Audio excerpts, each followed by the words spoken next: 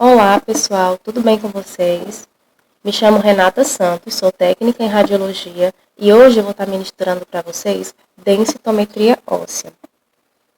Bom, pessoal, a gente vai ter 6 encontros, né? Essa semana e a próxima, onde eu vou passar exercícios de fixação para vocês e no último dia, 11, que é a próxima sexta-feira, a gente vai ter a prova, certo? Vamos começar aqui com a história da densitometria, como ela foi conhecida, como ela foi desenvolvida.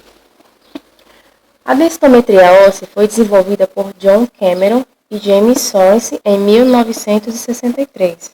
O primeiro aparelho de densitometria óssea comercial foi desenvolvido na Universidade de Wisconsin em 1972. O primeiro aparelho de densitometria óssea que chegou ao Brasil foi em 1989. A densitometria óssea é o método de diagnóstico que avalia o grau de mineralização óssea do esqueleto e do segmento do esqueleto, que é a DMO, que é a densidade mineral óssea. Desde 1920, estudiosos tentam analisar os ossos através de métodos não invasivos. Inicialmente, utilizavam exames de sangue para detectar a existência da osteoporose. Então, pessoal, naquela época não existia um exame de imagem, né? Não existia a densitometria óssea, onde dificultava um pouco esse diagnóstico, não tinha tanta precisão quanto o exame de imagem que a gente tem hoje. Em 1950, observaram que o carpo, o punho, era útil para estudo de massa óssea devido a apresentar poucos tecidos moles. A densitometria óssea, pessoal, é um exame que tem por finalidade medir a quantidade de cálcio nas estruturas anatômicas do paciente, sendo assim um recente e precioso recurso no diagnóstico da osteoporose. O exame é feito através de um aparelho computadorizado chamado densitômetro, capaz de medir a massa óssea de determinados ossos do corpo humano, verificando assim a quantidade de perda óssea e o risco também de fraturas. A densitometria óssea é avaliada hoje em dia como sendo um único método para o diagnóstico seguro da avaliação da massa óssea e, consequentemente, da predição do índice de fratura óssea. Como eu falei para vocês antigamente eram feitos exames de sangue, não eram 100% certos, não tinha um diagnóstico tão preciso quanto a densitometria óssea. O exame conta com equipamento que consegue aliar com precisão e rapidez a execução dos exames, submetendo tanto o paciente quanto o próprio técnico a baixa exposição à radiação ionizante. Pessoal, o exame de densitometria utiliza a tecnologia de raio-x para fazer a qualificação, certo? A técnica mais atual para essa medição é a DEXA, que é a absorciometria por dupla emissão de raio-x, onde a dose de radiação ela chega de 1 a 5 milisievert por exame, então é muito baixa. Qual a finalidade do exame? Medir a massa e a resistência óssea e dimensionar o risco de fratura e detectar o grau de osteoporose. A densitometria óssea possibilita medir a densidade óssea dessas regiões para compará-las com valores de referência pré-estabelecidos. Os resultados são classificados em 3 faixas de densidade decrescente: normal, osteopenia e osteoporose. A OMS desenvolveu um padrão de referência internacional que, através da avaliação realizada no paciente, que é o T-score, é calculado e ele mostra o quanto a massa óssea do paciente está próxima ou distante desse ideal. Então, pessoal, é um padrão fixo, um padrão internacional, uma referência única, onde é feita a comparação com uma pessoa saudável e uma pessoa que já tem osteoporose, que já tem osteopenia. Então, esse padrão de referência, ele não varia.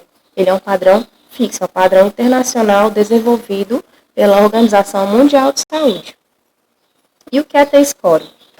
Os valores são comparados com as medidas obtidas de uma pessoa jovem e saudável e fornecem a distância da massa óssea obtida da média normal. A partir disso é calculado o T-score, um padrão de referência internacional desenvolvido pela OMS. É ele que mostra o quanto se está próximo ou distante desse ideal.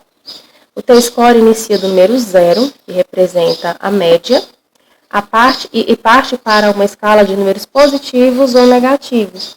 Quanto maiores estes números, mais longe se está do ideal, sendo que os negativos são mais preocupantes por indicarem o grau de perda óssea. Então, no caso, quanto mais negativo esse número estiver, mais a pessoa está com a osteoporose, mais indica a osteoporose.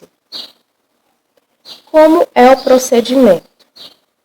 É realizado através de um aparelho capaz de medir a massa e a resistência óssea e dimensionar o risco de fratura. O exame demora apenas 15 minutos, é fácil, indolor, seguro, não requer nenhum preparo especial e nem jejum. E como eu já falei, é baixa dose em radiação. Então, pessoal, é um exame bem simples, é um procedimento simples, indolor. Então, a radiação é mínima, tanto que quando a gente faz o exame de densitometria, a gente fica lá na sala com o paciente. Então, é um exame bem tranquilo. Durante a realização do exame, o detector movendo-se juntamente com a fonte de radiação passam através do corpo do paciente. O programa calcula a densidade óssea de cada região analisada e os dados são utilizados na construção de uma imagem, que será avaliada por um médico especialista. Vamos à função do esqueleto. Vamos falar um pouquinho da anatomia óssea, certo? O esqueleto é um tecido vivo composto por ossos e cartilagens. Tem função de suportar o corpo, proteger órgãos vitais como coração, pulmão e cérebro, além de ser o local onde os músculos se aderem para a promoção de movimentos. O nosso osso, pessoal, ele é composto por parte orgânica e parte inorgânica. A gente sabe que a gente tem 35% dessa parte orgânica, que representa a flexibilidade do osso, e os 65% da parte inorgânica, que representa a rigidez e a resistência óssea, cuja essa composição é dada, pessoal, basicamente por íons de fosfato e de cálcio, formando cristais de hidroxiapatita. Então, a gente tem também a questão do osso cortical e do osso trabecular. O osso cortical, ele é constituído por 80% do esqueleto humano. É a parte mais densa, mais compacta. Encontra-se geralmente nas camadas externas do osso, como, por exemplo, nas diáfises, que é a parte central comprida, dos ossos longos, crânio, e sua função mais importante é manter uma estrutura rígida do esqueleto. O osso trabecular é responsável por 20% do esqueleto humano. Encontra-se no interior dos ossos e tem uma aparência de esponja, por possuir pequenas pontes chamadas trabéculas. Encontra-se no interior das vértebras, costelas, pelve, crânio e extremidades de ossos longos. Metabolismo ósseo. Os ossos são constituídos por tipos de células que são osteoclastos, os osteócitos e osteoblastos. Os osteoblastos, pessoal, são responsáveis pela formação da matriz óssea. Os osteoclastos são responsáveis por reabsorver a matriz óssea. E os osteócitos são células maduras situadas dentro das lacunas, na manutenção da matriz. Tem também a questão da composição orgânica do osso, onde ela pode ser fração orgânica, fração celular e fração mineral. Juntas, essas três frações compõem o que denominamos unidade funcional do osso. Os tecidos ósseos é um tecido celular altamente vascularizado. Durante a vida, o cálcio e os demais minerais dos ossos encontram-se em remodelação constante. Durante a infância, o cálcio ósseo remodela-se em 100% a cada ano e na etapa adulta em 18%. Pessoal, remodelação óssea, o que seria?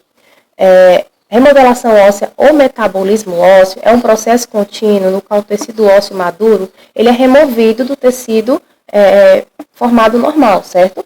Esses processos controlam o formato e a substituição de ossos após danos como fraturas, também como lesões, que ocorrem durante as atividades normais.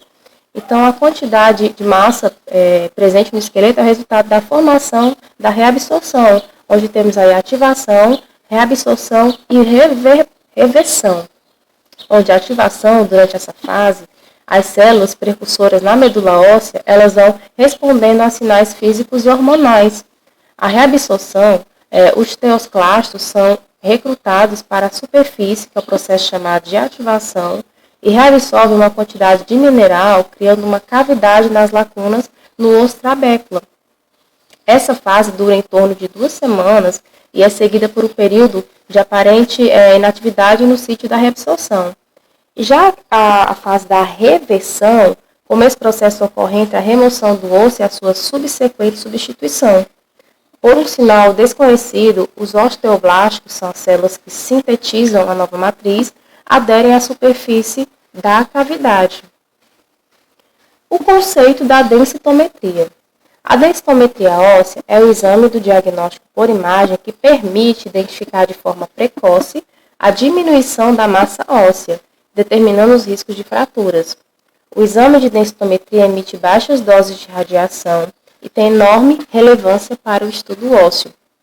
Então, pessoal, hoje a densitometria óssea é o exame base para a verificação da mineração óssea, certo? Então, todo paciente, lá na frente eu vou explicar para vocês que há vários fatores onde deve se iniciar os exames de densitometria, certo? Então, vamos deixar para falar nesse assunto mais lá na frente. A gente fica por aqui na nossa aula de hoje. E qualquer coisa, pode entrar em contato comigo e bons estudos. Deixa uma frasezinha aqui para vocês de Marie Curie. Nada na vida deve ser temido, somente compreendido. Agora é hora de compreender mais para temer menos. Beijo, pessoal. Até a próxima aula.